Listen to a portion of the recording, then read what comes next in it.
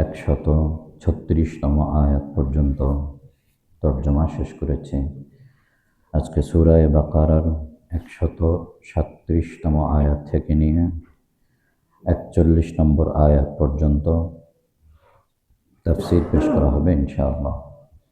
আউযু বিল্লাহি মিনাশ শাইতানির রাজীম। বিসমিল্লাহির রহমানির রহিম। فإن آمنوا بمثل ما آمنتم به فقد اهتدوا وإن تولوا فإنما هم في شقاق فسيكفيكهم الله وهو السميع العليم। তারা যদি তোমরা যেভাবে ঈমান এনেছ সেভাবে ঈমান আনে তাহলে তো তারা হেদায়েত লাভ করল, আর যদি তারা পৃষ্ঠ প্রদর্শন করে তাহলে প্রকৃতপক্ষে তোমাদের বিরোধিতায় তারা লিপ্ত। সুতরাং আল্লাহ তাআলা তাদের ব্যাপারটি তোমাদের জন্য যথেষ্ট হয়ে যাবেন, আর তিনি সর্বশ্রোতা সর্বজ্ঞানী। পূর্বে আল্লাহ তাআলা আমরা যেভাবে ঈমান এনেছি সকল নবীর উপরে, সকল কিতাবের উপরে, এবং কোনো নবীর মাঝে তাওহীদের ক্ষেত্রে, আকীদার ক্ষেত্রে আমরা কোনো ধরনের পার্থক্য করি না, এবং আমরা প্রকৃত অর্থে আত্মসমর্পণকারী, আল্লাহর অনুগত। এই দৃষ্টিকোণ থেকে যদি তারা আমাদের ন্যায় ঈমান আনে তাহলে তো তারা হেদায়েত লাভ করল। ইয়াহুদি, খ্রিস্টান, আরবের কাফের, মুশরিক, পৌত্তলিকদের কথা বলা হচ্ছে। আর যদি তারা সেটা না করে, যদি তারা পৃষ্ঠ প্রদর্শন করে, মুখ ফিরিয়ে নেয়, তাহলে প্রকৃত অর্থে হুম ফি শিকাক, তারা আমাদের বিরোধিতায় লিপ্ত। আর যদি তারা আমাদের বিরোধিতা করে থাকে তাহলে আমাদের তেমন কিছুই করতে পারবে না, তেমন কিছুই হবে না, বরং আল্লাহ তাআলাই আমাদের জন্য যথেষ্ট হয়ে যাবেন, যার প্রমাণও আল্লাহ তাআলা দেখিয়েছেন। বনু নজির, বনু কাইনুকা, এই যে ইয়াহুদীদের যে গোত্রগুলো ছিল, এগুলোকে শেষ পর্যন্ত মদিনা থেকে বিদায় হতে হয়েছিল। রাসূলুল্লাহ সাল্লাল্লাহু আলাইহি ওয়াসাল্লাম আল্লাহ তাআলার নির্দেশে তাদেরকে মদিনা থেকে বের করে দিয়েছিলেন, তাদেরকে হত্যা করেছিলেন। তো আল্লাহ তাআলাই মুসলিমদের জন্য যথেষ্ট হয়ে যাবেন, এর প্রমাণ আল্লাহ তাআলা কিছুদিন পরেই মুসলিমদেরকে দেখিয়েছেন। এরপরে আল্লাহ তাআলা বলেন, সিবগাতাল্লাহ ওয়া মান আহসানু মিনাল্লাহি সিবগা ওয়া নাহনু লাহু আবিদুন। আল্লাহ তাআলার রঙে রঙিন হও, আর আল্লাহ তাআলার রঙের চেয়ে উত্তম রং ধারণ করা আর কি হতে পারে। আর আমরা প্রকৃত অর্থে তারই ইবাদতকারী। এই বিষয়টি মূলত আল্লাহ তাআলা একটি বিষয়কে খণ্ডন করতে গিয়ে উল্লেখ করেছেন। ইহুদি ধর্মে আগে থেকেই পবিত্রকরণ বা পরিশুদ্ধকরণের একটি গোসলের নিয়ম রয়েছে, যার মাধ্যমে তারা পবিত্র করে থাকে, পরিশুদ্ধ করে। এরপরে খ্রিস্টানদের মধ্যে এটাকে ব্যাপটিজম বা ব্যাপটাইজ বলা হয়ে থাকে। সন্তান জন্মের পরে তাদের ধারণা অনুযায়ী প্রত্যেকটি সন্তান পাপী হয়ে জন্মগ্রহণ করে। আমাদের ধারণা হচ্ছে প্রত্যেক সন্তান জন্মগ্রহণ করে নিষ্পাপ হয়ে, আর তাদের ধারণা হচ্ছে প্রত্যেক সন্তান পাপী হয়ে জন্মগ্রহণ করে। এখন এই পাপ থেকে তাকে মুক্ত করতে হবে, তাকে পরিশুদ্ধ করতে হবে। সেই জন্য সেই সন্তানকে তারা এক প্রকার হলুদ পানি দিয়ে গোসল করায় এবং পান করায়। এর মাধ্যমে তার আভ্যন্তরীণ এবং বাহ্যিকভাবে তাকে পবিত্র করা হয়, তাকে পরিশুদ্ধ করা হয়। এটাকে বলে ব্যাপটাইজড বা ব্যাপটিজম, তাদের মধ্যে এর প্রচলন রয়েছে। এবং কেউ যদি খ্রিস্ট ধর্ম গ্রহণ করে তাকেও এই পবিত্রকরণ গোসলের মাধ্যমে এটা করা হয়। তাদের ধারণা হচ্ছে এটা যদি না করা হয় তাহলে ঈসা আলাইহিস সালাম যে পাপের প্রায়শ্চিত্ত করে পৃথিবী থেকে বিদায় গ্রহণ করেছেন তার প্রভাব এর উপরে বিস্তার করবে না। তো ঈসা আলাইহিস সালামের সেই প্রায়শ্চিত্তের প্রভাব যদি তাদের উপর বিস্তার করতেই হয় তাহলে তাদেরকে আগে পাপমুক্ত করতে হবে এই গোসল করানোর মাধ্যমে। তো এই ব্যাপারটিকেই আল্লাহ তাআলা খণ্ডন করে বললেন, এগুলো সব অবান্তর কথাবার্তা, এগুলোর দ্বারা কেউ পাপমুক্ত হয় না। সবচেয়ে বড় রং তো হচ্ছে আল্লাহ তাআলার রং। যদি তোমরা কোনো রঙে রঙিন হতেই চাও, তাহলে সিবগতাল্লাহ, আল্লাহ তাআলার রঙে রঙিন হও। আল্লাহ তাআলার রঙের চেয়ে উত্তম রং আর কার হতে পারে, আর কি হতে পারে? এর প্রকৃত অর্থ হচ্ছে যে রাসূলুল্লাহ সাল্লাল্লাহু আলাইহি ওয়াসাল্লামের পরিপূর্ণ অনুসরণ করা। কারণ আল্লাহ তাআলার হুকুমের বাস্তবায়নের বাস্তব রূপ হচ্ছেন রাসূলুল্লাহ সাল্লাল্লাহু আলাইহি ওয়াসাল্লাম। অতএব রাসূল সাল্লাল্লাহু আলাইহি ওয়াসাল্লামকে অনুসরণ করার অর্থই হচ্ছে আল্লাহ তাআলার রঙে রঙিন হওয়া।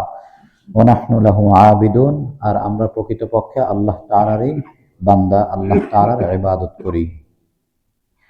এরপর আল্লাহ তাআলা বলেন, কুল আতুহাজ্জুনানা ফিল্লাহি ওয়া হুয়া রাব্বুনা ওয়া রাব্বুকুম ওয়া লানা আ'মালুনা ওয়া লাকুম আ'মালুকুম ওয়া নাহনু লাহু মুখলিসুন। হে নবী, আপনি বলুন, তোমরা কি আল্লাহ তাআলার ব্যাপারে আমাদের সাথে বিবাদে লিপ্ত হচ্ছ, অথচ তিনি তোমাদেরও রব, আমাদেরও রব। আর তোমাদের আমল তোমাদের, আর আমাদের আমলও আমাদেরই থাকবে। আর আমরা তার ক্ষেত্রে ইখলাসওয়ালা, আমরা একনিষ্ঠতার অধিকারী। এখানে রাসূলুল্লাহ সাল্লাল্লাহু আলাইহি ওয়াসাল্লামকে আল্লাহ তাআলা তাদেরকে এই কথা বলতে বললেন। তারা যেহেতু বলছে আমরাই একমাত্র আল্লাহ তাআলার প্রিয় পাত্র, আমরাই আল্লাহ তাআলার মাহবুব, আমরা আল্লাহ তাআলার সন্তান, এবং তারা ওজায়ের আলাইহিস সালামকে এবং ঈসা আলাইহিস সালামকে আল্লাহ তাআলার সন্তান দাবি করেছে। মুশরিকরা ফেরেশতাদেরকে আল্লাহ তাআলার কন্যা দাবি করেছে, এবং তাদের বক্তব্য হচ্ছে তারাই জান্নাতে যাবে। প্রত্যেকের বক্তব্য হচ্ছে তারাই জান্নাতে যাবে, এবং প্রত্যেকের বক্তব্য হচ্ছে তাদের ধর্মই সঠিক, আর কারো ধর্ম সঠিক নয়। ইয়াহুদি, নাসারা এবং মুশরিকদের প্রত্যেকেরই বক্তব্য হচ্ছে যে আমাদের যে ধর্ম, এই ধর্ম যে পালন করবে সেই হেদায়েত প্রাপ্ত হবে, এবং প্রকৃত অর্থে আমরাই জান্নাতে যাব, আর কেউ জান্নাতে যাবে না। বিশেষ করে ইয়াহুদিরা এই জাতীয় কথাবার্তা বলতো। তো এর উত্তর আল্লাহ তাআলা দিচ্ছেন যে তোমাদের কাছেও কিতাব রয়েছে, আমাদের কাছেও কিতাব রয়েছে, তোমাদের কাছে ইনজিল রয়েছে, তোমাদের কাছে তাওরাত রয়েছে, তো তোমাদের কাছে ইব্রাহিম আলাইহিস সালামের সহিফা রয়েছে, মুসা আলাইহিস সালামের সহিফা রয়েছে। এসব কিতাবাদি তো তোমাদের কাছে রয়েছে, সেখানে সমস্ত বিষয় আল্লাহ তাআলা উল্লেখ করেছেন। এতৎসত্ত্বেও তোমরা এই জাতীয় কথাবার্তা বলছো।